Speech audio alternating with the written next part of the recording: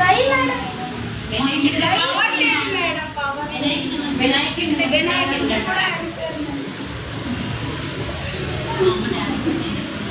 అంటే ఈరోజు teachers day కదా మేడం, సెలబ్రేషన్స్ ఉంటే చెక్ చేయడం రాసుకుని రాలేదు మేడం.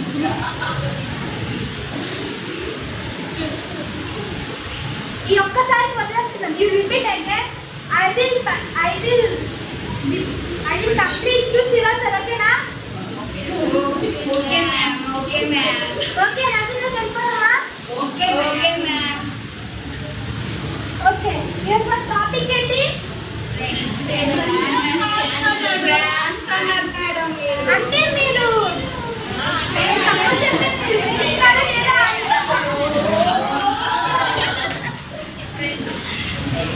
ఓకే రాజేంద్ర తెలుపరా? సో ఈ ఫ్రాన్స్ రివల్యూషన్ లో 3 ఎస్టేట్స్ గా డివైడ్ అయ్యారన్నమాట. ఎన్ని ఎస్టేట్స్? మేడం మీరు మళ్ళీ తప్పు చెప్పారు. అంటే మీరు very good sir. French. First estate వచ్చేసరికి లక్సరీ అన్నమాట. Second one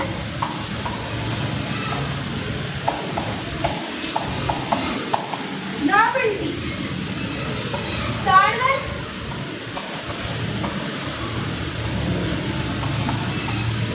normal people. So ఈరోజు ఈ లెసన్ గురించి మీకు ఇంట్రడ్యూషన్ మాత్రమే చెప్తున్నాను. సో ఈ ఫ్రాన్స్ 3 ఎస్టేట్స్ గా డివైడ్ అయ్యారన్నమాట. First one luxury, second one nobility and third one వచ్చేసి నార్మల్ పీపుల్. లగ్జరీ అంటే ఇప్పుడు చర్చెస్ లోని ఉంటారు కదా మత పెద్దలు అంటారు. సో వారిని లగ్జరీ అంటారు అన్నమాట. సో నాబిలిటీస్ అంటే కింగ్స్, రాజులు. అండ్ థర్డ్ వన్ వచ్చేసి నార్మల్ పీపుల్, కామన్ పీపుల్ అంటే సామాన్య సామాన్య ప్రజలు అన్నమాట. సో ఈ 3 దాంట్లో ఈ 2 మాత్రమే హయ్యర్ అంటే వీటికి ఎక్కువ ఇంపార్టెన్స్ ఇస్తారనమాట. ఈ నార్మల్ పీపుల్కి ఇంపార్టెన్స్ అంత ఇవ్వరు. ఈ నార్మల్ పీపుల్ ఎక్కువ ట్యాక్సెస్ పే చేస్తారు అన్నమాట. ఇంపార్టెన్స్ ఇస్తున్నారు దీపన్ మేడం. సో వీళ్ళు పే చేసే ట్యాక్సెస్ ని ఈ లగ్జరీ నార్మల్టీ ఎంజాయ్ చేస్తారు అన్నమాట. ఎవరు? ఈ నార్మల్ పీపుల్ పే చేసే ట్యాక్స్ ని లగ్జరీ నార్మల్టీ ఎంజాయ్ చేస్తారు. అంటే ఇప్పుడు ఈ నార్మల్ పీపుల్స్ లో వర్కర్స్ ఉంటారు కదా, ఫార్మర్ ఎగ్జాంపుల్ తీసుకున్నాం. ఫార్మర్ ఒక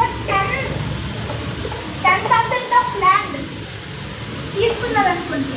ఈ 10% ఆఫ్ ల్యాండ్ లోనే 5% వాళ్ళు అమ్ముకోవడానికి, ఇంకో 5% వాళ్ళు లగ్జరీ నార్మల్టీకి ఇవ్వాలన్నమాట.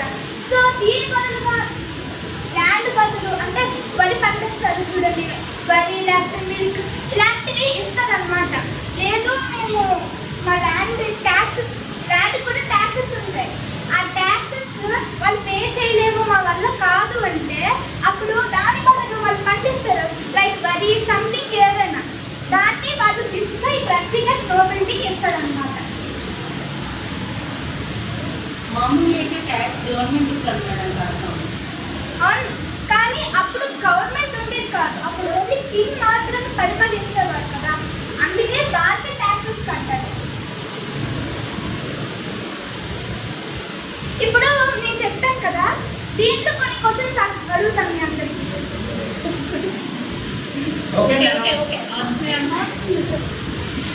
ఫస్ట్ రామసార్ సార్, ఈ ఫ్రాన్స్ రివల్యూషన్ లో ఎన్ని ఎస్టేట్స్ గా డివైడ్ అయ్యారు? ఫ్రెంచ్ రెవల్యూషన్ లో ఎన్ని ఎస్టేట్స్ గా డివైడ్ అయ్యారు? 3. మ్యామ్ సార్ చెప్పేసారు. సరే మీకు నెక్స్ట్ క్వశ్చన్ అడుగుతాను. Okay sir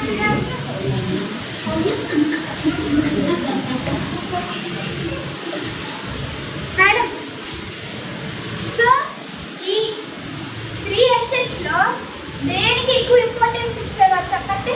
only 2 madam, only 2. Okay madam, good, కూర్చోండి. అదేంటో మీరు చెప్పండి మేడం. నేను First one is clergy, ma'am. Second one is mobility. Okay madam. So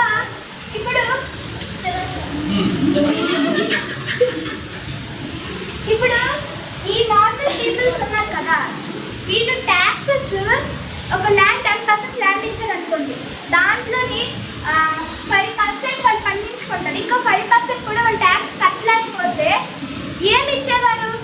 daddy agriculture food sir agriculture food sir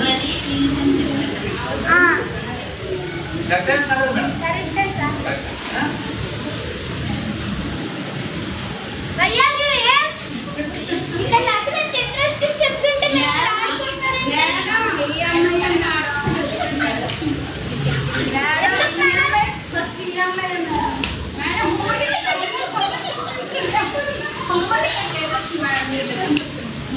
madam క్లాసులు అవ్వలేదా madam? So అంటే కొంచెం అడిగిస్తాను కదా మేడం, అందుకే అడిగింది. సో నార్మల్ పీపుల్లోని థింగ్స్ అంటారు. సో నార్మల్ పీపుల్లోని వర్కర్స్ ఉంటారు అన్నమాట. లైక్ లాయర్స్, టీచర్స్, వీళ్ళు వర్కర్స్ నార్మల్ పీపుల్లో ఉండేవారు. ఓకేనా?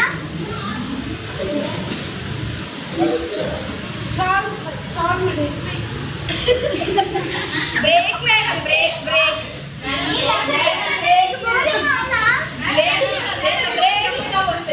Madam break snacks break. Okay, HW ఇచ్చేస్తాను.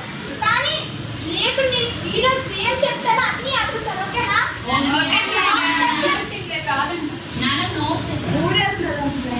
అండ్ లాస్ట్ అసలు మీ అందరికీ నోట్స్ పెట్టాను కదా, దాంట్లో నన్ను 5 క్వశ్చన్స్, ఈరోజు 5 క్వశ్చన్స్ చదువుకోండి. ఓకేనా? నేను ఎప్పుడు పెడతానో నాకే తెలియదు, సడన్ గా పెట్టేస్తాను ఎగ్జామ్.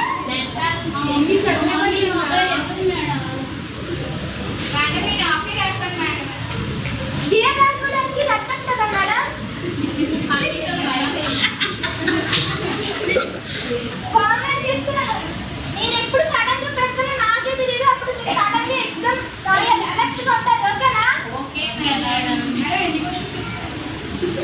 మొత్తం 20 క్వశ్చన్స్ ఉన్నాయి మేడం.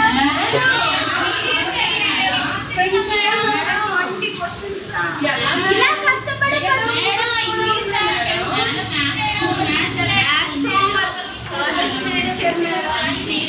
ఎలాగో హాలిడే కదా, రేపు అంతా ఏం చేస్తాను?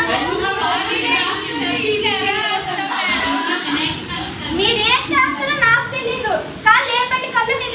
మీరు ఇంత కాల్ చేస్తారు కాబట్టి స్ట్రిక్ట్ గ్యారెంటీ పెడతారు. 10 క్వశ్చన్స్ మీద రావాల్సింది.